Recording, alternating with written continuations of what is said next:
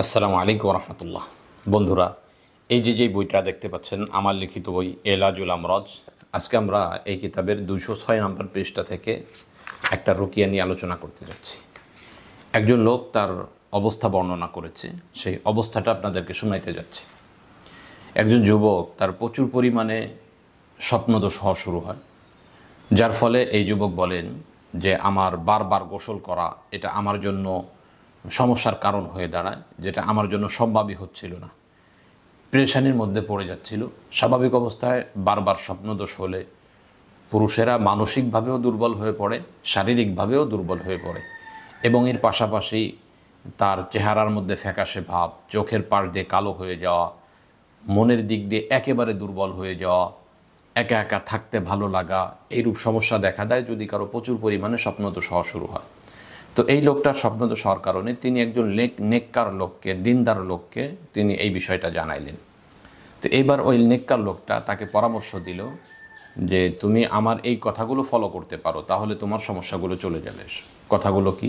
তিনি বললেন যে তুমি যখন বিছানায় যাবে ঘুমানোর জন্যে, তো বিছানায় যাওয়ার সাথে সাথে সূরা তারিকের শুরু থেকে শুরু করে 10 নম্বর আয়াত ফামা লাহু মিন কুওয়াতি ওয়ালা নাসির এই পর্যন্ত ইখলাসের সাথে পাঠ করে ঘুমিয়ে যাবে। এভাবে যদি এই আমলটা চলমান করো তাহলে আশা করা যায় তোমার সমস্যাগুলো চলে যাওয়ার কথা।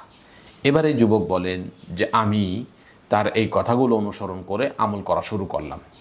কিছুদিন পর্যন্ত এই আমল করার পরে আমার যেই সমস্যাগুলো ছিল, আল্লাহ তাআলার অশেষ মেহেরবানিতে কোরআনুল কারীমের এই সূরার বরকতে এই পরিপূর্ণ সমস্যাগুলো আমার থেকে চলে যায়।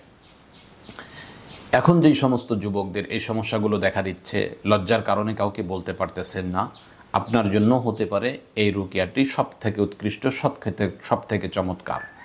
এখন প্রশ্ন হলো, বাংলাদেশি কালচারে অধিকাংশ লোকেই কোরআনুল কারীমের তেলাওয়াত জানে না, তো তাদের জন্য এই রুকিয়াটা কিভাবে প্রয়োগ করা যেতে পারে? এদের জন্য করণীয় হলো, সে যদি সূরা তারিক তেলাওয়াত করতে না পারে তো একজন আলেম বা কারি সাহেবের মাধ্যমে এই সূরা তারিকের শুরু থেকে শুরু করে 10 নম্বর আয়াত পর্যন্ত তারতিলের সাথে ভালোভাবে তেলাওয়াত করে এটা মোবাইলে রেকর্ড করে নেবে। এবার প্রতিদিন যখন বিছানায় ঘুমাইতে যাবে তো এটা ইখলাসের সাথে মনোযোগ সহকারে ধ্যান দিয়ে শ্রবণ করে তারপরে ঘুমিয়ে যাবে। এভাবে যদি কিছুদিন এই আমলটা চলমান রাখে, আমি আল্লাহ তাআলার কাছে আশাবাদী তার যেই সমস্যাগুলো হচ্ছে এই সমস্যাগুলো অতি দ্রুতই চলে যাবে ইনশাআল্লাহ। তো আজকে এ পর্যন্তই, দেখা হবে অন্য কোনো দিন অন্য কোনো বিষয় নিয়ে।